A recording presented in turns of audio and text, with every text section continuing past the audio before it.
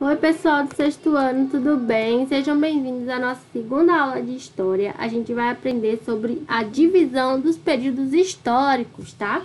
Para facilitar o período do estudo da história, né? Os pesquisadores e historiadores dividiram ela em alguns períodos, né? Cada período histórico vai definir uma época, de acordo com o que as pessoas viviam e a forma que elas se caracterizavam naquele período, tá? A principal característica da Idade Antiga ou Antiguidade é que as pessoas moravam perto dos rios e eram governadas por reis que se consideravam representantes dos deuses aqui na Terra, tá? E a principal característica da Idade Contemporânea, que é a que a gente vive hoje, é que as pessoas inventaram as máquinas e deixaram o campo para trabalhar nas fábricas e nas grandes indústrias, tá? Para que a gente consiga se localizar no tempo, vamos ver quais são os períodos históricos, tá?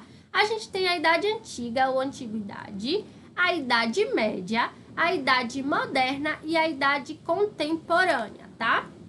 Aqui a gente tem, ó, até 4.000 anos antes de Cristo, a gente tinha a pré-história.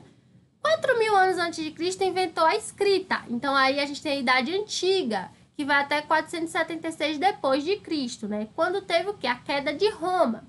Aí a gente tem a Idade Média, que vai de 476 depois de Cristo até 1453, que foi quando Constantinopla foi tomada pelos turcos. De 1453 até 789, a gente tem a Idade Moderna, que vai até a Revolução Francesa. Da Revolução Francesa, a gente tem a Idade Contemporânea, que é a que estamos vivendo hoje, tá, pessoal? Então, vamos lá. Para a gente começar a entender a história, vamos falar um pouquinho sobre o que os cientistas dizem sobre a origem do universo, né? Eles supõem que há cerca de 10 a 20 bilhões de anos, uma massa compacta de matéria explodiu. E isso foi o que? O Big Bang, que espalhou os fragmentos, né? Que até hoje se movem pelo universo. Os cientistas acreditam que esses fragmentos continuam a se mover e por isso o universo está em contínua expansão, tá? À medida que esses fragmentos foram se tornando mais frios, os átomos desses elementos químicos, principalmente o hidrogênio e o hélio que tinham se formado, né, foram dando origem aos planetas. O Sol e as estrelas, né? O Sol ele teria se formado há cerca de 5 a 10 bilhões de anos atrás. Pouca coisa, né, gente? E o material que formava o Sol, ele sofreu muitas compressões, entrou em ignição, né? Ou seja, em combustão, queimou e liberou uma grande quantidade de calor. Com isso, outros elementos que são derivados do hélio e do hidrogênio teriam se formado.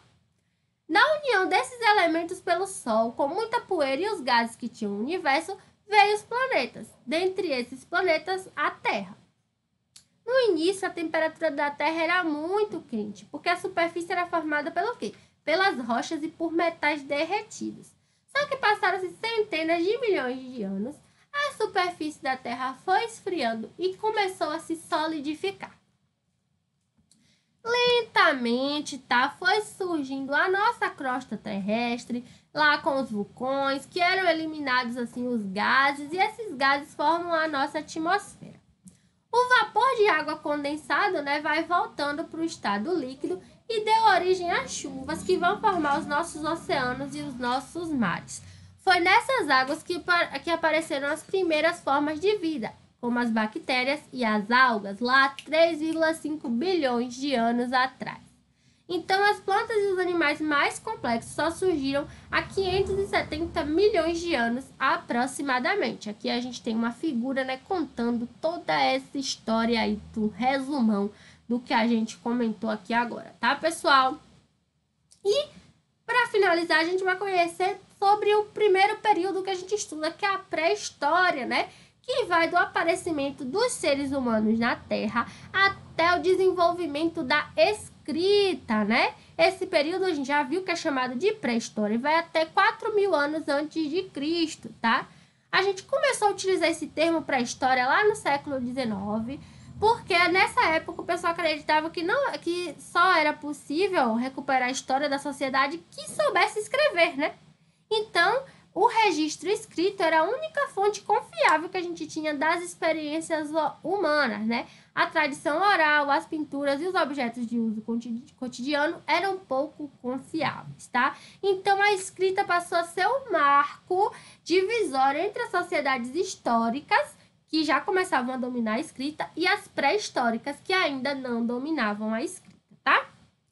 O termo pré-história ele foi criado lá em 1851 e ele designa o período de vida da espécie humana anterior lá à invenção da escrita. Essa história vai ser estudada, então, a partir do momento que começou a surgir os primeiros documentos, tá?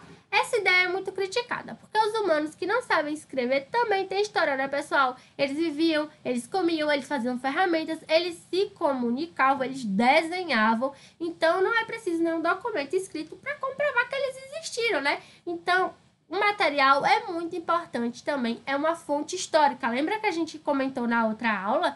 Então, as pinturas rupestres, que são aqueles desenhos que o pessoal deixava nas cavernas, foram fortes indícios de como é que os homens pensavam, como é que eles viviam, como é que eles caçavam, como eram os animais e como eram eles mesmos naquela época, né?